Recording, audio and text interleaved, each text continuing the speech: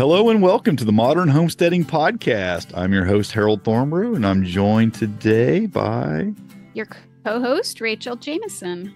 Hey, Rachel. Rachel and I just finished our members pre-show. That's something we're going to start doing when we do our shows together.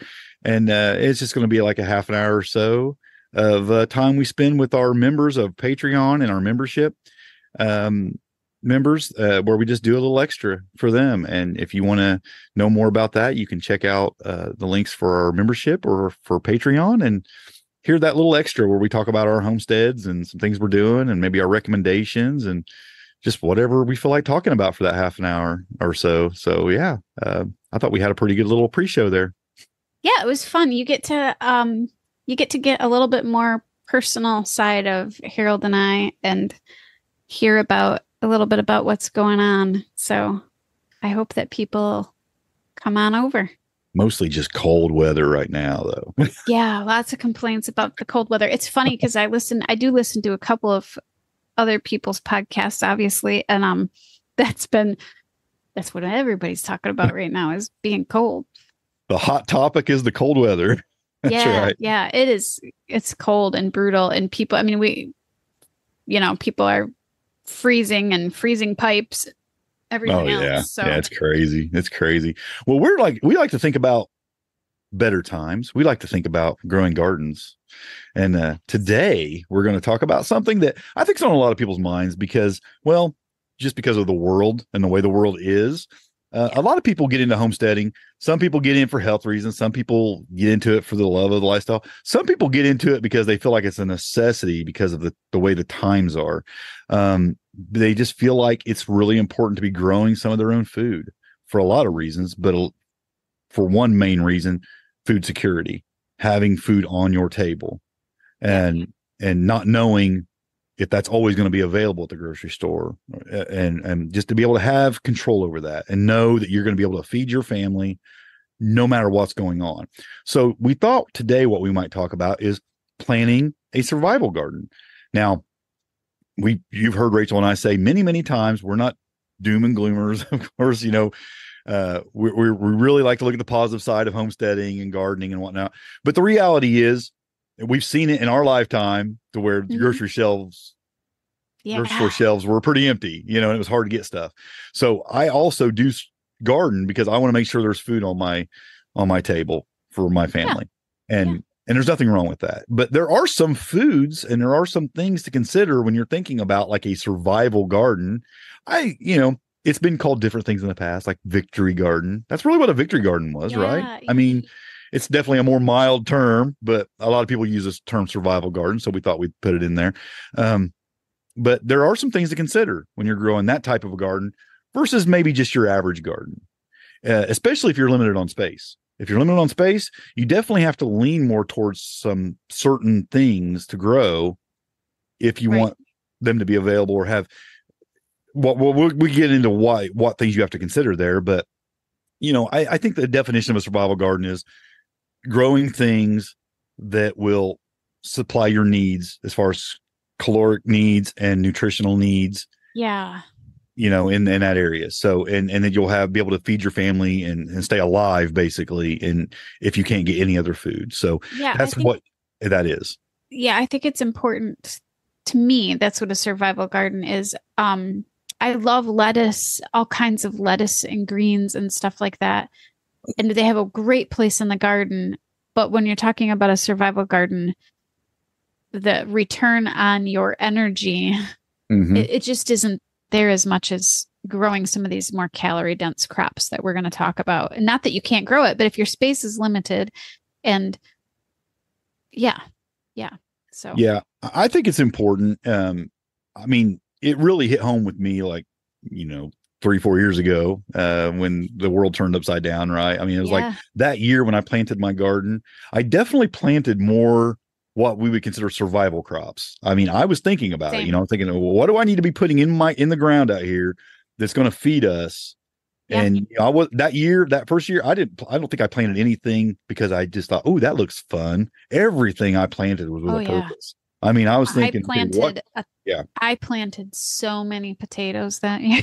Yeah, potatoes. That's the first year I grew corn on my homestead because I wasn't growing corn before that, and I was growing a lot more beans and squash and things. And Yeah. we'll talk about some of those things, breaking them down to what we believe are the better things. But there were things that I thought these are things I can store easily. These are things that I can eat on year round, and Uh-huh. and keep us alive if push comes to shove. So it really hit home for me that year. Now I've definitely loosened the reins a little Relax. bit. Yeah, Yeah, same here. relax. I Um, usually every year I plant something, a few things that are fun or have a couple of experiments going on, but um, you know, that year I didn't. It was serious. I mean, it was all serious. It was like, nope, no room for goofing around. This, if there's a corner, there's a potato in it.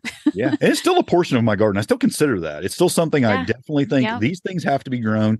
And now, okay, here's these beds, these areas. I mean, these are definitely going to be like my survival foods. Now, here's some room to more for culinary Right. experimentation and whatnot. I mean, there's, you definitely can branch out if you got more room, but I still like to fill my pantry with those things first. I mean, Hmm. I try to consider those things. So it doesn't have to be your whole garden, but it should be I feel like a portion of your garden for sure. And for preparedness, I mean, you just don't know what's coming. Yeah. And Yep. like I said, I don't like to always focus on that, but I don't like to close my eyes to it either and not think Yeah. you don't want to think it's not possible because we know that it is, obviously.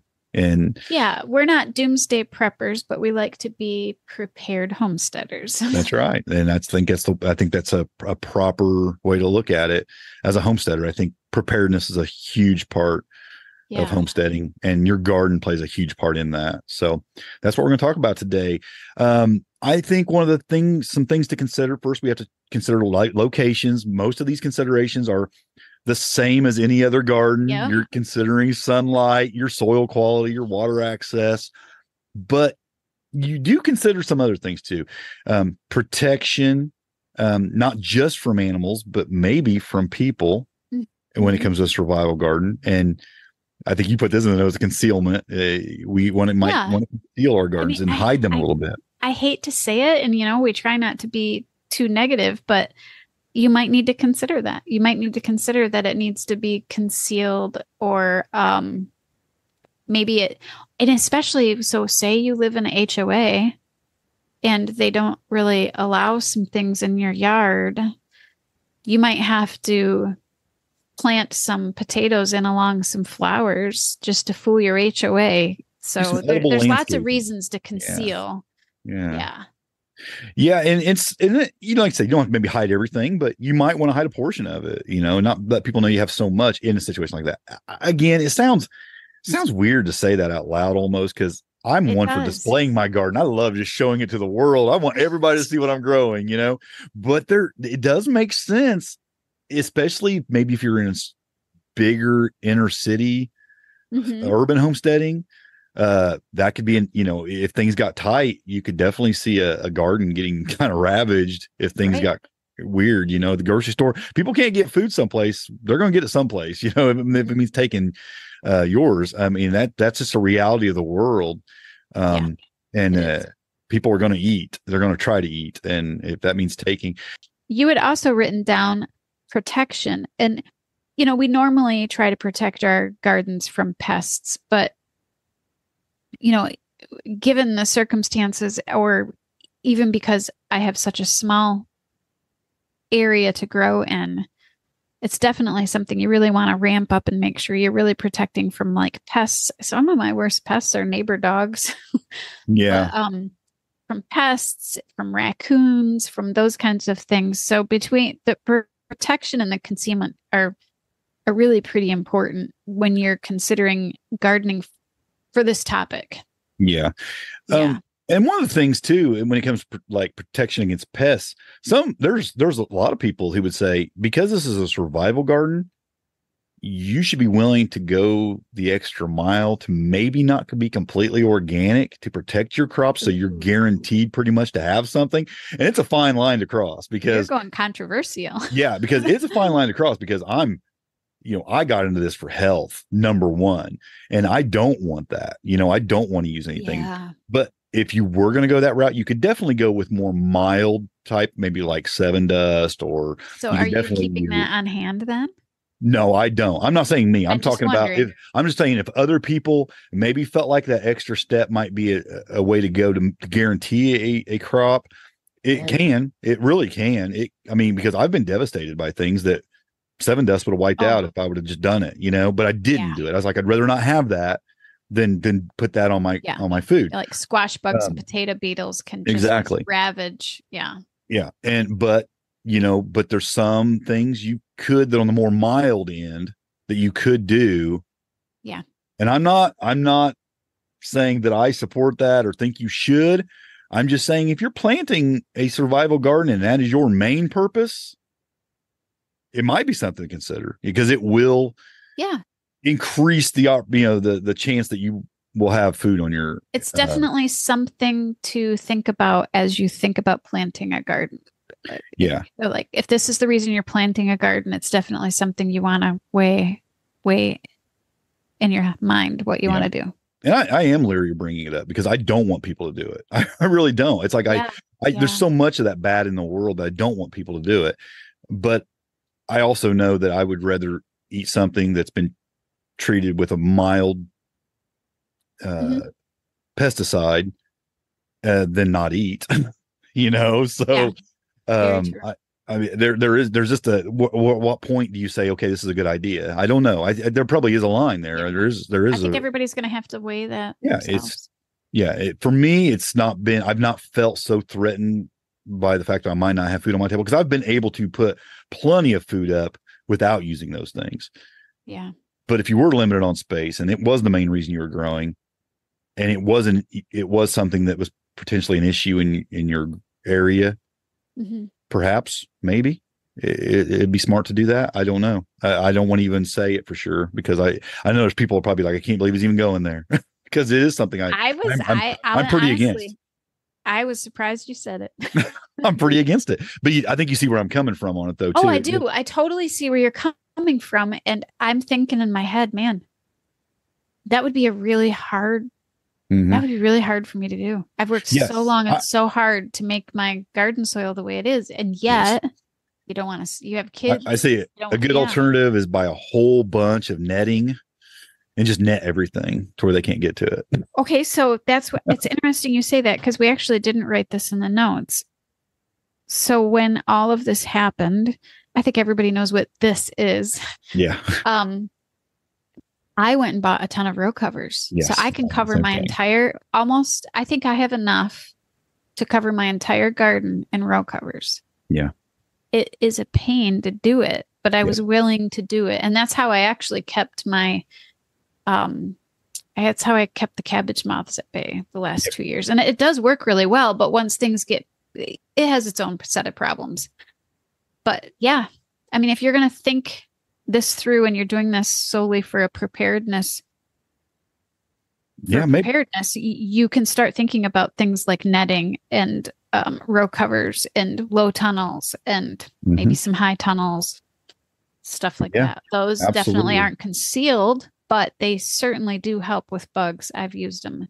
They make a big difference. Yeah. Yeah. And they extend your season on both ends if you're from somewhere like where I am. And then I also bought, and if you're in a warm place, I actually bought shade cloth so I could grow lettuces a little bit longer. Yeah. Again, it's not necessary to take it's not really necessary to go the evil way. It's not, but it is easier. And it does increase your chances of putting food in your pantry. Yep. And so I wouldn't fault anybody for going there if their reason for growing a garden is because they feel like times are going to get tough and they need a survival garden. I also don't necessarily condone it in the fact that I want you to do it. I'm not going to do it. It's like I said, it's why I bought the netting and the row cover and all the things myself also. But you still get some damage. You still get some things being taken, there's just no doubt about it. It happens, especially when it comes to things like trees. Like I don't treat my trees for these things. Well, I don't net my trees, I don't net my fruit trees. And there's a lot of food there that gets destroyed by pests and things too. So, I mean, it's just, where do you want to go with it? How much of a guarantee do you want that you have something edible, in tough times? It's important. I agree, but I've been working really hard for a decade now to not do those things and still have a productive harvest, by getting my stuff in a position where it don't need those things. But if you're brand new and it's first year, second year garden and you haven't had time to get there, but you feel really desperate, like you need food, I won't fault you. I wouldn't fault you for trying it in that way. You could definitely go with more mild things like BT, for caterpillars, which is say there is some organic. That's even considered organic. I still don't even use that, but you could use that. You and I are definitely on the side of the term better than organic. But there are some organic pesticides out there that are allowed under the organic label that you could use before you hop to something a little bit worse.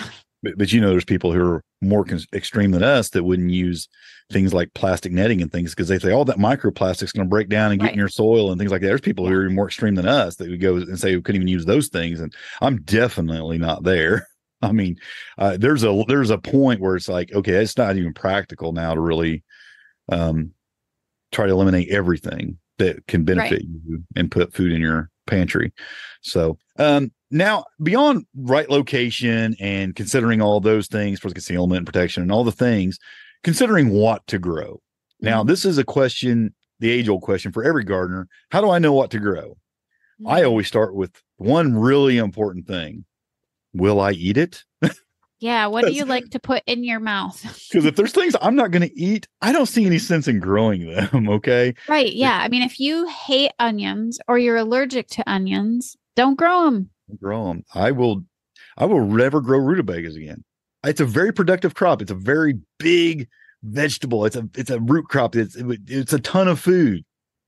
I hate them. I hate them so bad. I will never grow them again. That's funny. I love them. I cannot find a way to cook them that I can eat them. They're okay. I tried like 5-6 different ways, and every way had this nasty aftertaste that left in my mouth. I was like, I cannot eat these things. Funny. There's something about them I can't stomach. And I had such high hopes because they are so productive. I mean, like I said, they're big and they just give you a lot of food, a huge root crop, and to me, they grow easier than potatoes or turnips or anything. They grew so easy. I had so many of them one year. Did they? I have not tried to grow them, and I want to try to grow them. So, and that's the thing too.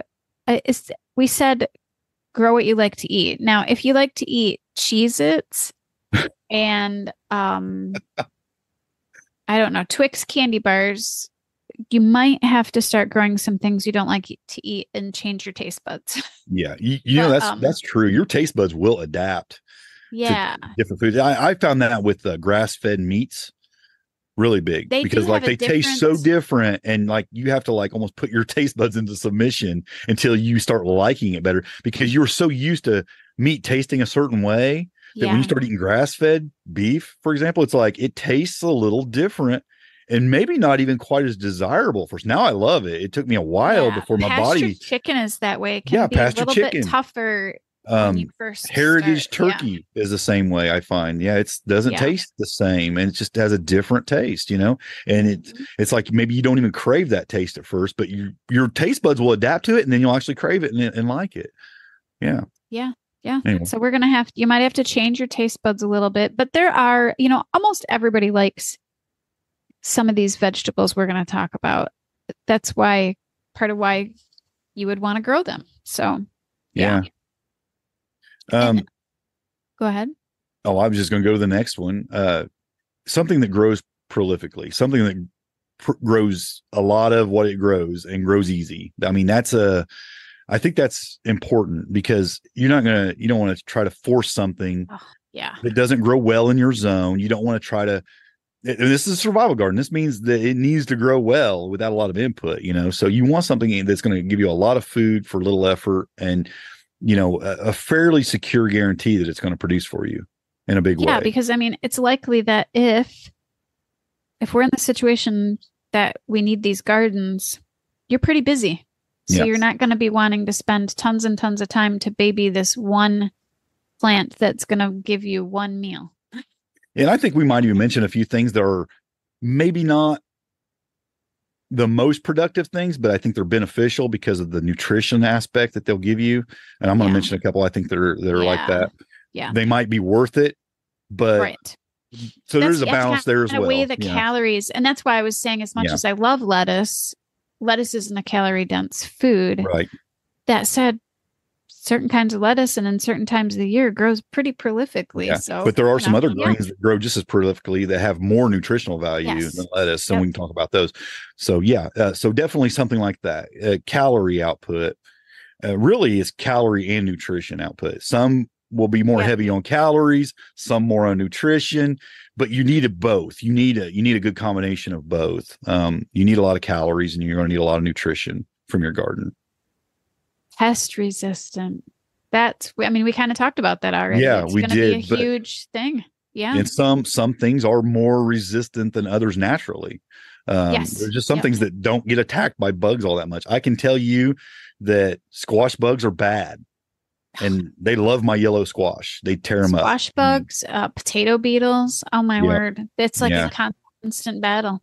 Yep. Yeah, there's just Yep. some things that, and there's some worms or some things that are just gonna like just and some, they just love certain things. It doesn't mean you can't grow those things. It just means you might have to pay more attention to those things. And it just again, how much work are they going to take to control those pests? Disease resistance is important too. Here is where I get a little bit, if I'm really focusing on a survival garden. Now there's two ways to look at this. Okay. I think about heirlooms and hybrids. Yeah. Now, I know what you're going to they say. both have a really important part in survival garden, because now heirloom, I have the survival aspect of the seeds. I can save seeds from that garden and replant it. But hybrids can give me some protection against things like blight and other diseases with some hybrids. Downy mildew that you get. Yep. I definitely will plant both. I will definitely have some heirlooms and some hybrids, especially when it comes to things like tomatoes and things like that. I will get into the hybrid areas because I am thinking about resistance of diseases. So again, I try to plan my garden out by taking both of those things in consideration. I do save seeds, and I want to be able to, plant those seeds the next year. But I also want this guarantee of some things that are going to hold up through a blight or something, And that's what a hybrid can offer.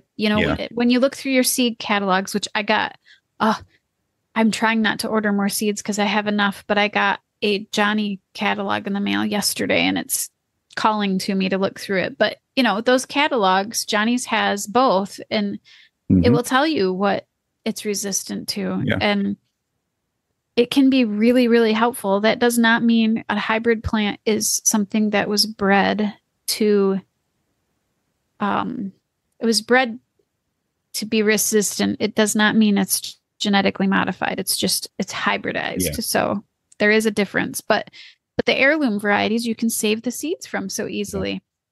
And but a lot of them are prone to certain diseases. There are some heirlooms that are less prone to certain diseases too. Yes. You can search those out. I mean, we're going to talk about potatoes. I mean, potatoes are really prone to blight, but there are some varieties that are more resilient to that. So you would want to maybe search those out for a survival garden. Yeah. Yep. So anyways, you might want to be storing some seeds for both of those. Yeah. I'm big on perennials. I mean, as a permaculture person, I love perennials. We think about annual gardens, but if you can plant something that's just going to grow back the next year and keep providing food for you, wow, that's a win. And we're going to talk about at least one that's definitely something that can give you a lot of calories. That's going to come back probably more than you want it to. And I love that. But you can also consider, if you have like maybe in a more open area, self-seeding annuals. Things that will especially with herbs and things like that, they will continue to just drop seed and replant and come back every year. And that's great too. I love that. Yeah, because they're not technically perennials, but they self-seed themselves every year. Yep. And I have several of those things on this property that do that. And a lot of them are more herbs and medicinal things and even culinary herbs, but definitely things that can do that. Honestly, I do that with cherry tomatoes, believe it or not. Do you really with your cherry tomatoes? I have a bed that I just let several of the cherry tomatoes drop. I leave them alone. I will add a little bit of compost to that bed every year, and every year it fills up with cherry tomatoes every year. It's funny you say that because last year when I was pulling plants. I had some tomatoes that, of course, I wasn't going to use them. So I looked around and said, where haven't I planted tomatoes in a while? And I threw the tomato over there. It'll do it.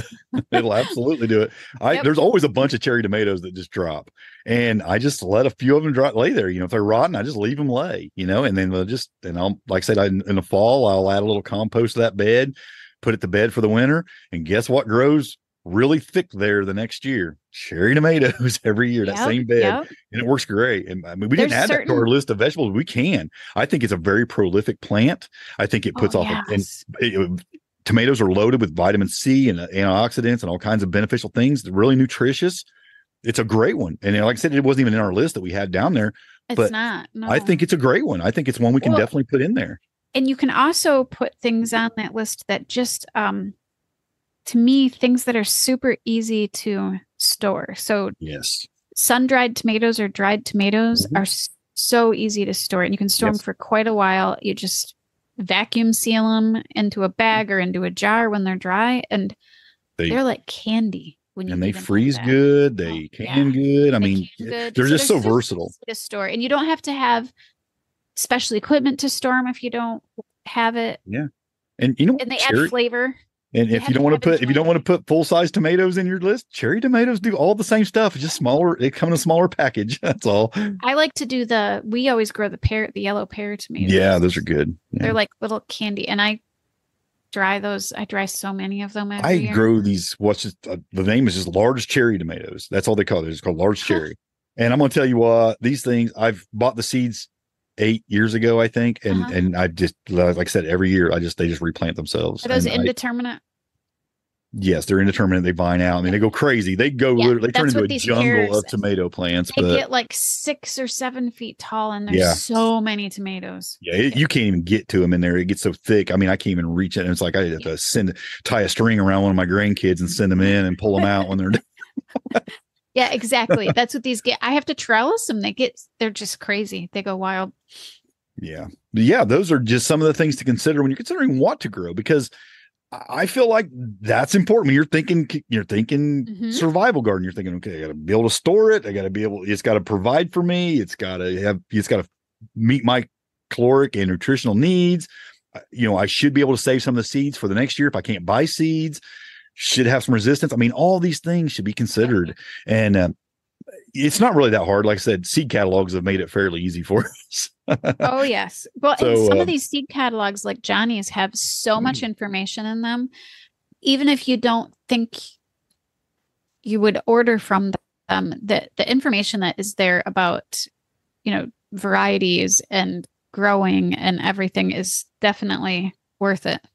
Well, you dropped a Johnny Seed link in for the next thing we're talking about on how to determine how much to grow, because this is a really important thing to consider when considering your survival garden. Because if it's a survival garden, you need to grow enough to meet your needs, right? So how much do you need to grow? You want to talk about that link you dropped in? Yeah, the link that I dropped in, it's hard to know how much to grow because it really depends. I mean, you're going to eat more fruit, vegetables, and meat if you don't eat any grain.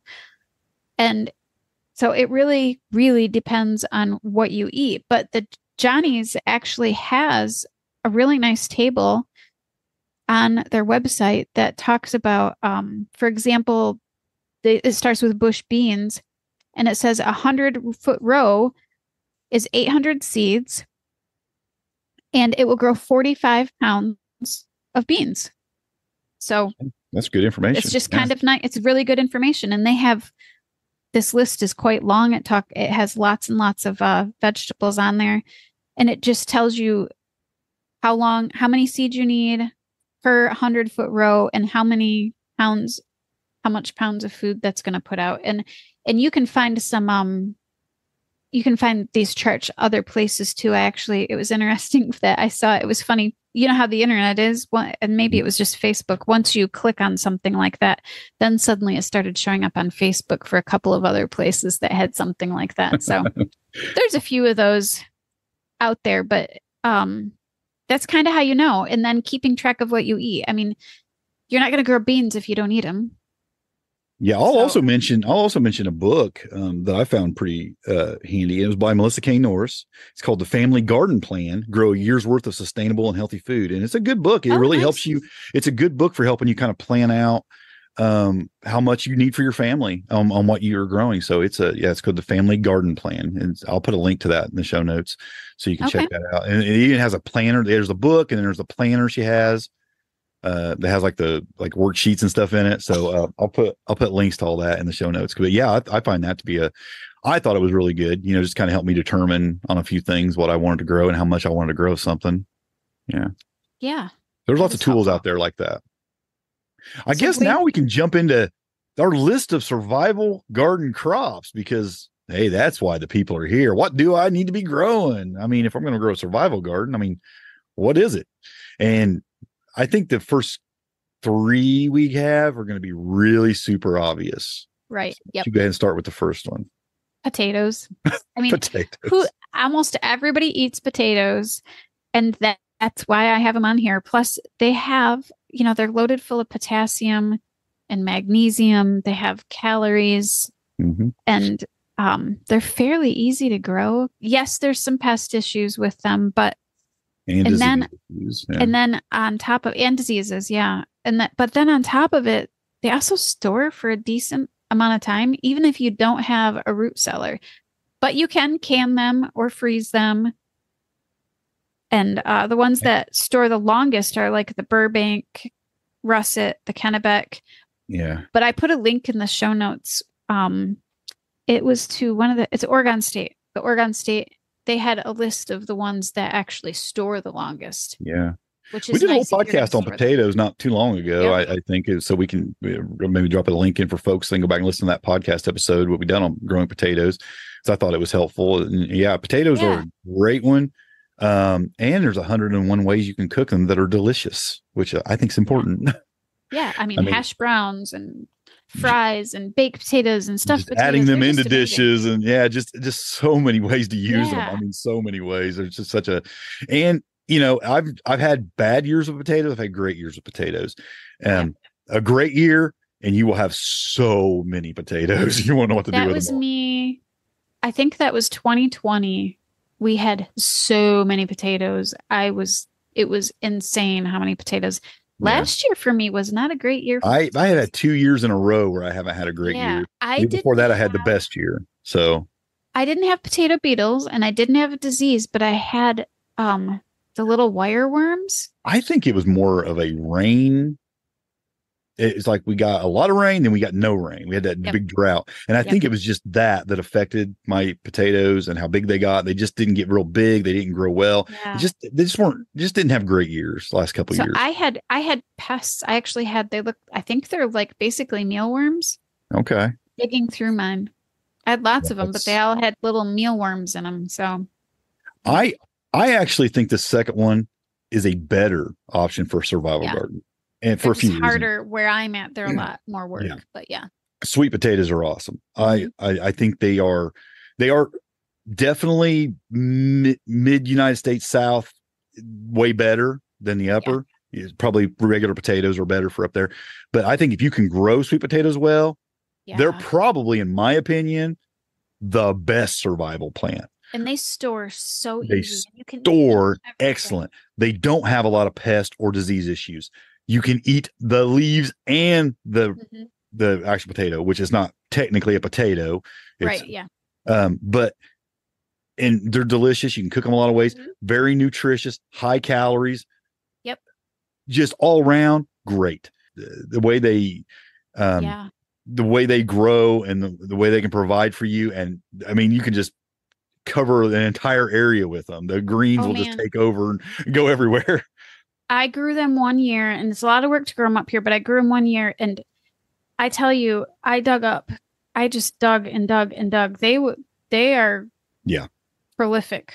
They are. Yeah. They can be, depending on where like I said, the further south you go, they even do a little bit better, and they're just amazing. So they are a great plant to grow. And like I said, they store so good. And I prefer eating regular potatoes more than sweet potatoes. I actually like the taste better of regular potatoes than sweet potatoes, but for the benefits that you get out of them, they are so worth growing.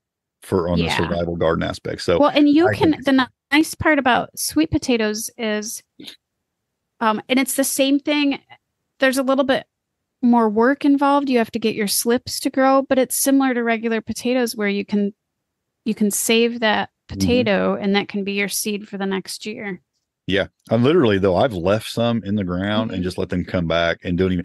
There was for a couple And years where they do I didn't fine, even huh? harvest the potatoes. I just ate the leaves and I just kept letting them come back and they just keep coming back thicker and thicker and more and Really? more. Yeah, Oh, I mean wow. they did really well. They'll I just might have keep to on try coming that back. and Yeah, see if that would actually happen here because a lot of stuff that you can do that with other places, you can't do that with here because our ground freezes so deep. yeah, I would say I did mulch them heavily and the Okay. soil. So the soil is super soft and loose and lots of mulch on them. But Okay. yeah, come right back. I mean, they did really well doing that. Wow. I just like I said, I just used the leaves for a couple years. Didn't even eat the potatoes, and they were just kept Yeah, coming the back. leaves are good too. Yeah, leaves are really good, and they're really nutritious as well. On to the next one is squash, specifically winter squash. Yep. And reason winter squash is better than summer squash. Summer squash are delicious, but winter squash store so good. Well, and they're calorie dense. Yes, very calorie dense. They store real well. They are actually more resistant to disease and pests than summer Yes. squash. Yeah. My summer squash get decimated by disease, but you got powdery mildew with the disease. You get the squash bugs. They'll say it's just like everything wants to kill your summer Squash squash. vine borers. Yep. Yeah, they all want to tear it. Now they will get you winter squash as well, Oh but yeah. they are a little bit more resilient for sure. Yeah. And you just have so much more. There's a lot more calories there. And then, like you said, I mean, I think I just used the last of my winter squash 2 weeks ago. I mean, it'll store Which ones all. do you grow? We like butternut, acorn, Yep, and I like the spaghetti squash. spaghetti squash. Yep, grow all three of those. Yep. And those are probably my three. My acorn and butternut, especially, are definitely go Oh, tos. butternut's amazing. Yeah, I love butternut. I mean, it's my favorite. Yeah, and In you some can store ways. that almost all winter. Yeah, I've had it last for 8 9 months. Yeah, Yeah. using it up and still good. Yeah, every once in a Yep. while you got to keep an eye on it though. You get one that starts going bad, you got to either use it up Get it quick, out of there. get Yep. it away from the other ones because it'll definitely off gas and start making the others Yep. go bad with off gassing and stuff because that'll actually speed up the process of them decaying. So you want to watch that. But yeah, winter squash is kind of a no brainer. Get you some acorn, some butternut, some others. There's some others. I can't even think of all the ones, but there's some Oh, good ones there's out there. so There's many. some that I are mean, really there's some that are big just too. huge, Yeah, like really a big ones. Hubbard squash Hubbard, or yes, yeah. gigantic. And then that would provide a lot of food for you. To Yeah. me, though, I do mostly butternut because of the taste. I just love the taste. And Right. so that's why I like them. But yeah, Yep. there's some good ones out there. Moving on. Go ahead. Yeah. Carrots, beets, turnips, cabbage. I put these on the list because again, they store very long time. They're well, the cabbage isn't a tuber, but I was going to say, it's kind of weird, interesting. You threw cabbage in with 3 root vegetables. well, I put them in there because you can store them all similarly Yeah. in like a root cellar or in an extra refrigerator. But the carrots, the beets, and turnips are all root vegetables. And they have lots of minerals in them. They have lots of calories in them. Maybe not the turnips as much, but the carrots and the beets do. I would And then the definitely, if I had to cabbage. pick one of those, beets, hands down, Oh beets. yeah, So they're nutritious. so Plus, good. you can eat the Eat the greens. tops. Yep. Yeah, eat the green as far and the root. They can get really big. They can put a lot of food in it. They store really well. Beets Mhm. are a win for me. I Yeah, love them. and the cabbage. So the reason I put cabbage on here is because we're talking survival garden here, and cabbage once you ferment it into sauerkraut, Yep. has a pretty good amount of vitamin C in it. Yeah. And it's so super good for your gut. I mean, any of these actually you could actually ferment and be good for your gut too. But cabbage can also hold for quite a long time. It stores for a really long time. Yeah. And, I actually, for the first time last year, I froze some. Now, there's certain things you don't want to use it for after you freeze it, but there's certain Right. things you can do with it. It works really well. But as far as cooking with it and stuff, it still does great. Yeah. It doesn't make good sauerkraut after you freeze it. I tried that and It'd be nasty. it's not good. It's just mushy mess. Yeah, it doesn't come out good. But yeah, it stores really well. Like you say, you store it like regularly, or you can wrap it and store it in cold storage, or you Mhm. can, freeze it. You can can it after you ferment it. Yeah, Yep. do really good stuff with it. Um, Now you have more experience with corn than I do.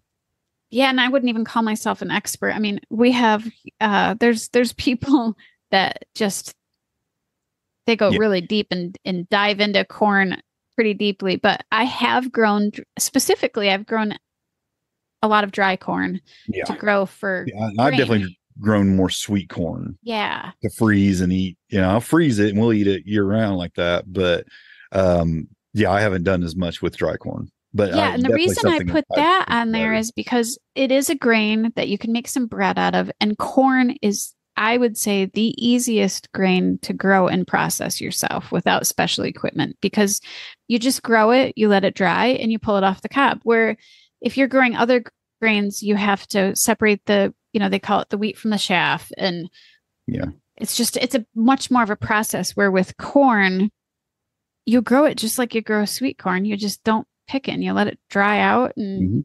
it's just that's it. And there are some varieties that have a lot more protein in them. And if you're growing, say where Harold and I are, and you're in a suburban setting and you don't have animals, you might want to think about growing some of these.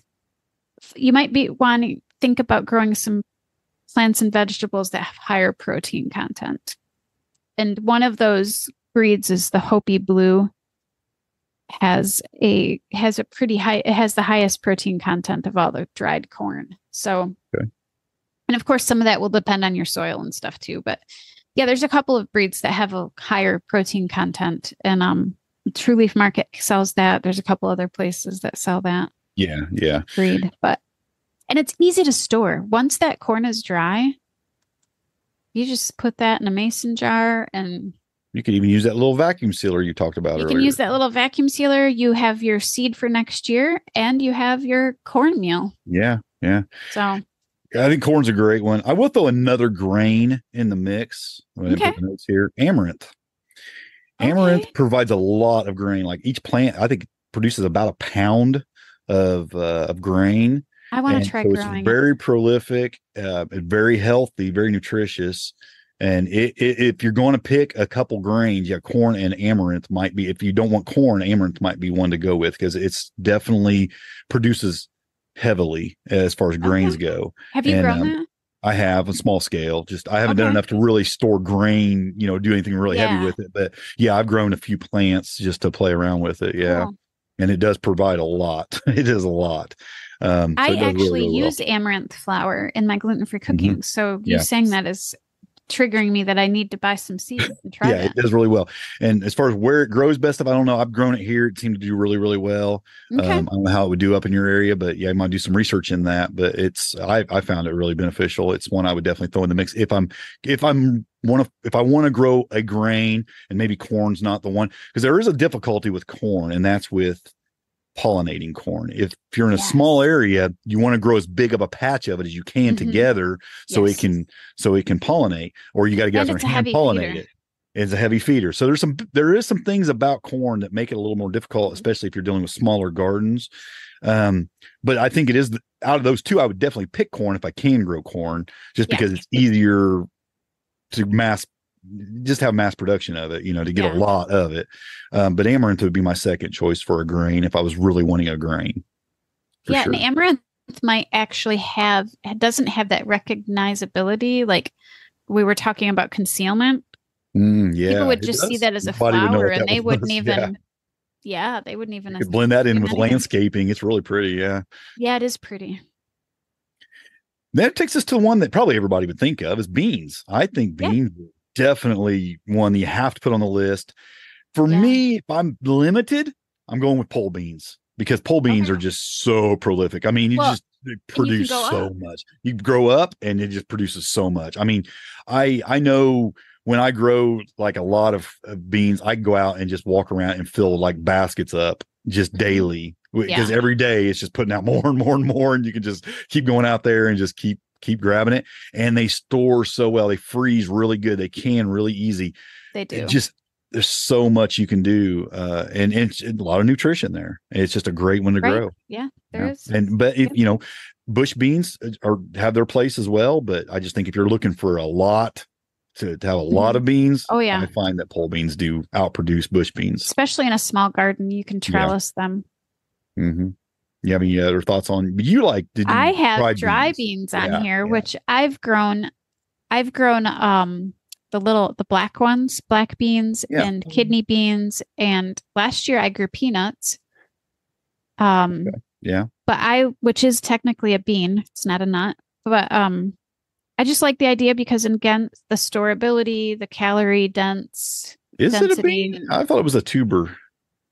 It is. It's technically a legume. Okay. But legumes have, I think, a few different families because lentils are a legume too, but they're in a different part of the family as beans. But because I also put lentils on there, and lentils are just a little bit easier for people that don't do well with dry beans. Mm-hmm. Lentils digest a little bit better. They don't cook as long. So if we're talking about, a survivability, we're talking about survival garden. Lentils don't need as much water and don't need to be cooked as long. So that's something to consider. But dry beans are as easy as growing any other bean. You just like I said with the corn, you just let them dry. Let them dry. I just find the harvesting process a little tedious. So what we do, and the kids used to love doing this, is what we do is we let them grow and dry. The bad part is if you're doing succession planting like you and I both do, you lose that spot for succession planting. Same with the corn. Yeah, because you got to let them sit there and dry. But we would just pick them, once they were dry, we would pick them and just set them aside until a time like right now in the middle of winter when it's cold, and we'd sit and watch movies and do the corn and the beans. The beans, huh? Yeah. Yep, it's why I don't do peas that much either. I'll do I love peas. Peas are one of my favorite. Oh, they're so good, vegetables. But they are a pain. But, harvesting, getting them out of the shells. Oh my goodness, it's so much work. They're great if you're growing just enough to eat while you're walking around the garden. But if you want to freeze them, no. Yes, right, exactly. So they're a lot of work. So I avoid things that are too much work sometimes. Yeah, and the other reason I put lentils and beans on here, dry beans and lentils on here, is again the protein thing.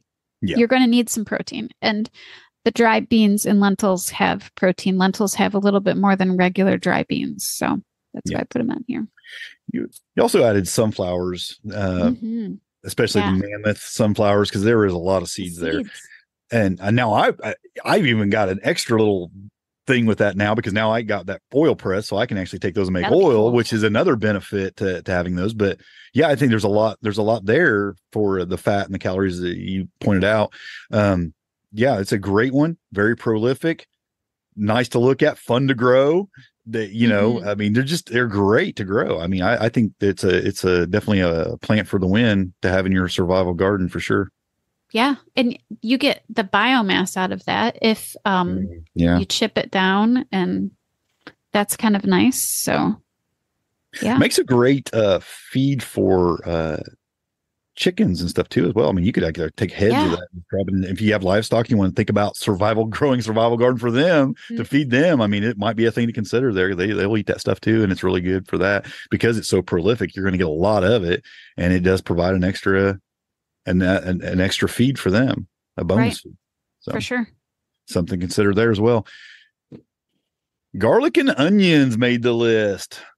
I wouldn't have put them on the list, but you did. You don't think so? I did because I think they're great to have. Yeah, I don't know if I would put them on the list. Great for flavor. The garlic, I almost didn't add the onion. Let's say that, because I love onion and I love the flavor, and we eat it every day.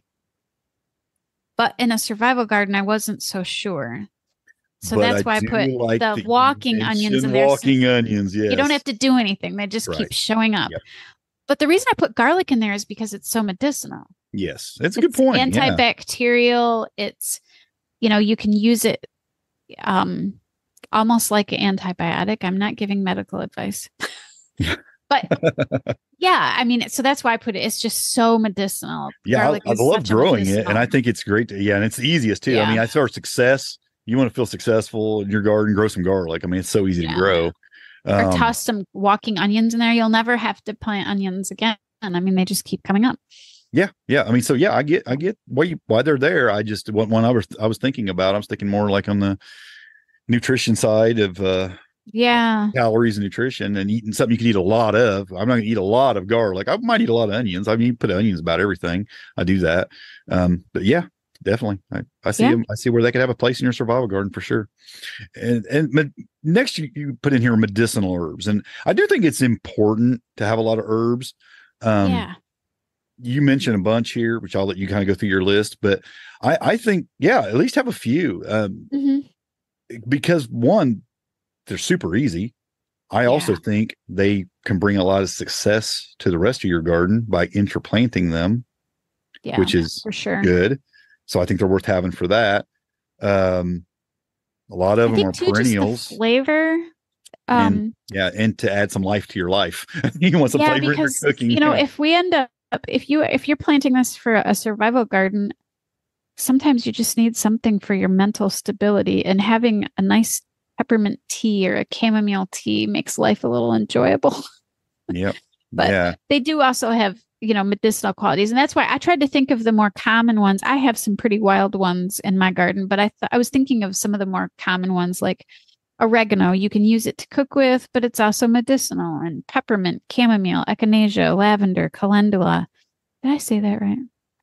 Calendula. I would Sage. say calendula. Yeah. I don't know. Yeah, sage, basil, ginger, which up here is a little bit harder to grow, but I usually grow it in pots. Mm-hmm. You know, hyssop, cilantro. I don't know. I was just thinking of all the ones that are more common that you cook with, but they also Yeah. have some medicinal qualities. I mean, peppermint is great if you have a bellyache. Lavender can help you relax and go to sleep. And, Mm-hmm. calendula is really good if you have something going on with your skin. And a lot of these Just, are either perennial or self-seeding.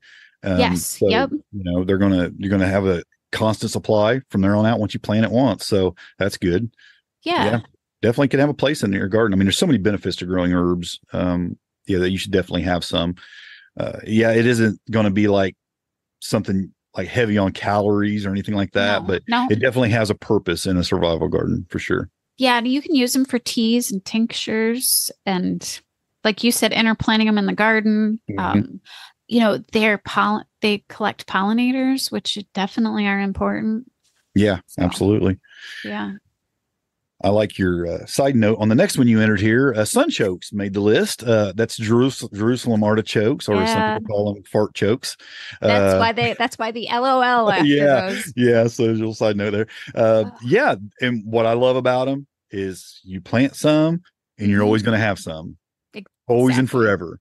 Heavy, there are a lot of calories, so they are really Yes. considered probably kind of like I would consider sweet potatoes in that group. I think you almost have to consider sunchokes in that group too as a Yeah. definite have to survival crop.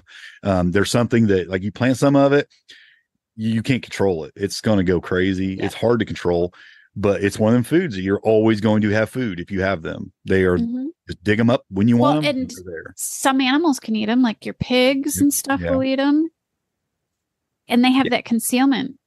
I mean, most people are just going to walk by and say, look at that pretty sunflower, because they kind of look like a small sunflower on the Yeah. top. They're not They going to are, but realize that there's this whole crop underneath yeah. that.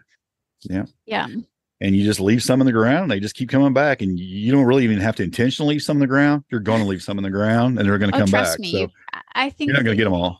Yeah. you're not going to get them all. You can Yeah, try. you're going to try and you still can't. So yeah. And it's just tons. I mean, a lot of food. I mean, if you got a nice old crop of those, you got a lot of food there, and you can use them in the same way you use potatoes for a lot of things and cook them that way. And they can cause Produce an after some, effect. yeah, Yes. they can produce some gas, and there'd be a little bit of stomach distress if you eat a lot of them. So, and depending on how you cook them, and Yeah, I've heard there's ways. I have had them Yeah. fermented. It does seem to ease it, Okay. stop it, but yeah, I mean, there's ways you And can I've maybe. also read that it's the inulin that is in Yep. them. It's like the same thing that's in chicory. And I've also read that the more you eat it, your body kind of adjusts to Adjust it. to it. Yeah. Yeah. Yeah. So I think they taste great. And like I said, using them like potatoes in a lot of ways, just cooking them like that, I think they work great. I mean, they taste great. So they're a really good crop. But yeah, I think that's one worth having. I used to grow a lot of them, and then I built my rabbit pen over where I used to grow them, and they stopped producing because there's probably some did still it on the ground back really? there. You actually found Well, something yeah, that because killed I them? built a roof over them so they couldn't get no sunlight. So basically, they just stopped coming back up, right? So I mean, I just built a building over the top of them, basically, where I had them, and Okay. I actually just got them again this year from Jordy. Got hooked me up with some at the Oh, yes. conference, so I actually planted them as soon as I got home. So they'll be popping up next year, I'm sure. Oh yeah, they won't. They'll come back. Yeah, so I'm They're the glad to gift have that those keeps again. giving. Yeah. You added one on here I wasn't thinking about, but I think it's absolutely a great one, and that's rhubarb. I think Yeah. rhubarb is, I mean, you're always going to have it. It produces a huge plant, lots of nutrition. Yeah. Yeah. It's a great one to have The for sure. stems are what you eat with the rhubarb, and they have lots of nutrition. And you can add those to, like, if you have strawberries or other berries, you can make just kind of adds flavor to some jams and stuff. But you can use the leaves as a pesticide. Yeah. You told me that before. Yeah. I've never done that, but I Yeah, think that's great. Yeah. and that's when I was thinking. I mean, as much as I love peppers, that's one of the other reasons for growing hot peppers, like the hottest peppers you can grow. Even if you don't eat them, you can make a great pesticide or a rabbit deterrent. Mm-hmm. Growing hot peppers and using it as a Peppers for me are one of them really prolific crops too. I can produce so. I mean, they grow so good here. I don't know. I love them. I love them. I mean, it's probably the thing I end up throwing the most of away because I always plant more than I need because I just love growing them.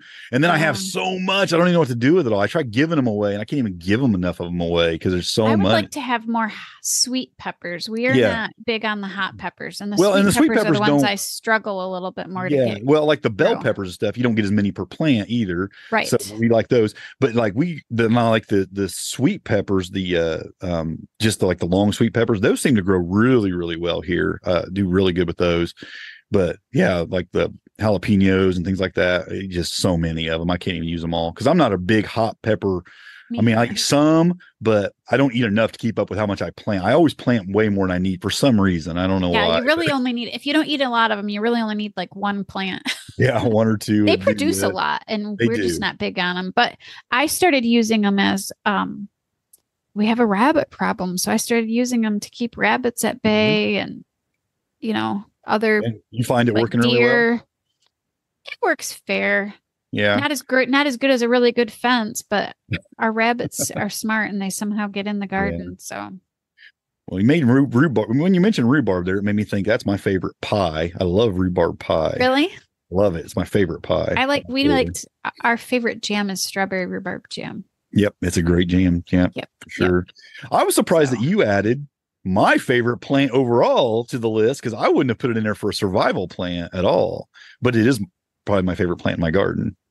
Yeah, I added comfrey because I felt like we're growing all this stuff. Shouldn't we be growing some food for all this stuff? And to me, comfrey is fertilizer for our gardens, and it's medicinal for us and for our plants. And then it's biomass, so you just kind of chop and drop. And I know you've been making your teas and stuff, but it's also food for some livestock too. I feed it. So I feel like to my rabbits. So I feel like comfrey deserves its own little spot. Yeah, it's a good one to put in there. I wouldn't have thought of it, but I think it's definitely one. I'm going to mention a couple more that didn't on the list on here, but didn't make my list. Yeah, I didn't get in here and do a lot of editing, so I guess I just remembered them. I remember I actually mentioned one earlier, the cherry tomatoes. I think cherry tomatoes, because of their self-seeding abilities, because of how prolific they are, because of the nutrition they can add. I actually pick them over full-size tomatoes just because they have less blight issues, they have less growing issues, pest issues, all those things. They just do so you can't stop them. They keep producing and keep producing until they freeze out. And they're kind of amazing on how well they do. But a good variety of cherry tomatoes. But I would also add chard to the list. I think chard has a lot of nutritional value. It is bulletproof when it comes to pests. You have experienced that nutritional value this year. Yeah, and just all the benefits of it. The huge leaves it produces.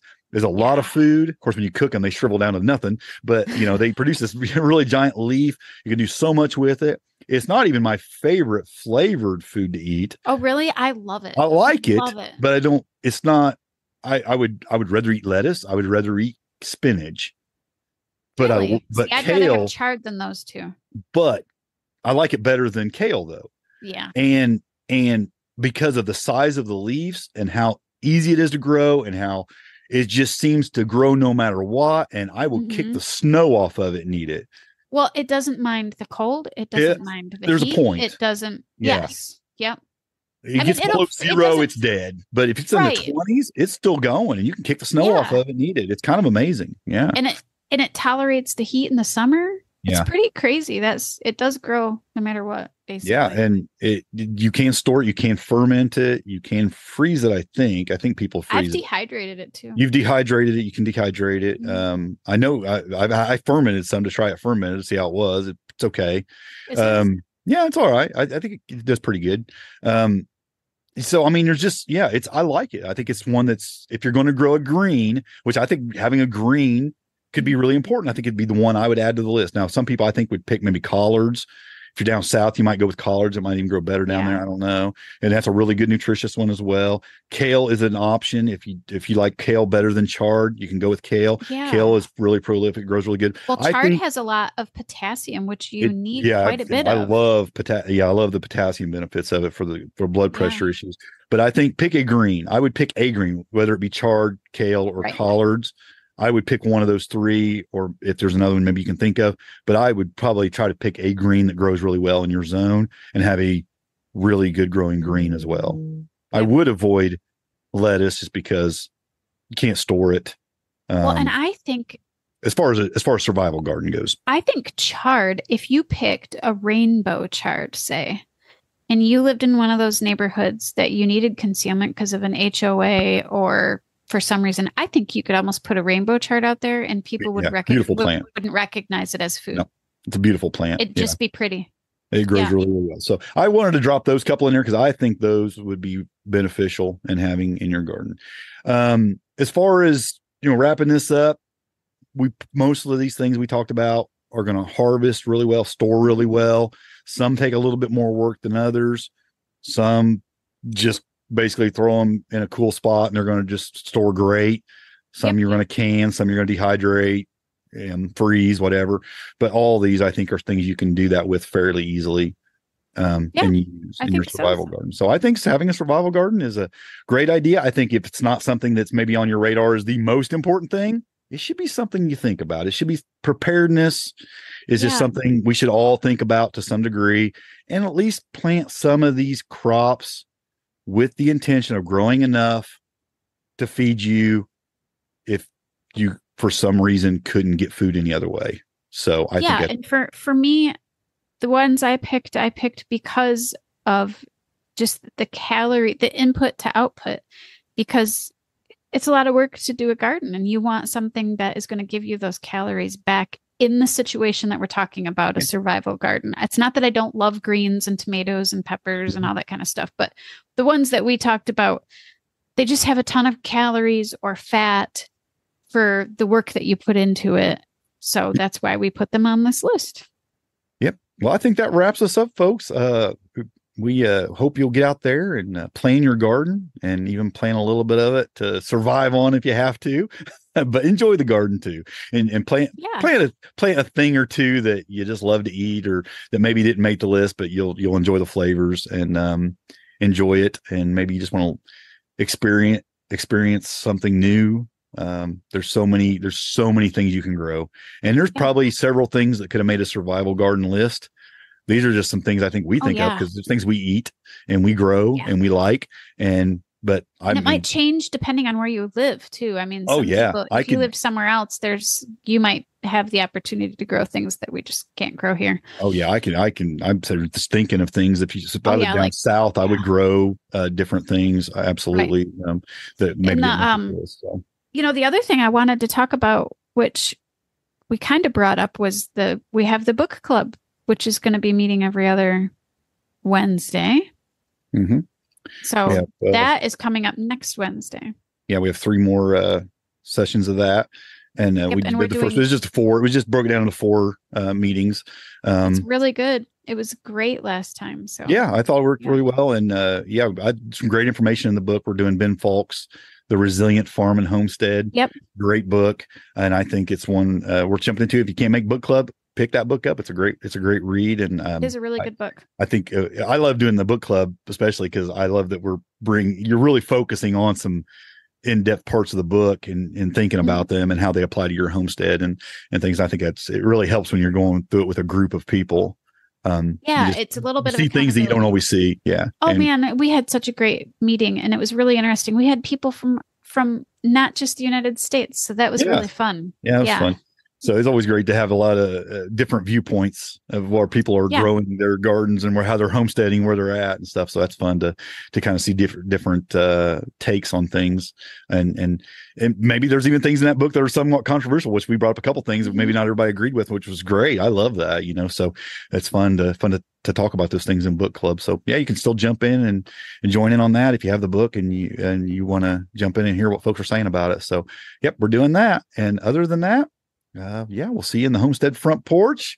You can find us on or Patreon over in the membership area. Yeah. Or you want to catch us for an extra half hour on these episodes, you can join those and get us for the pre-show. And until next time, happy homesteading. God bless. And grow where you're planted.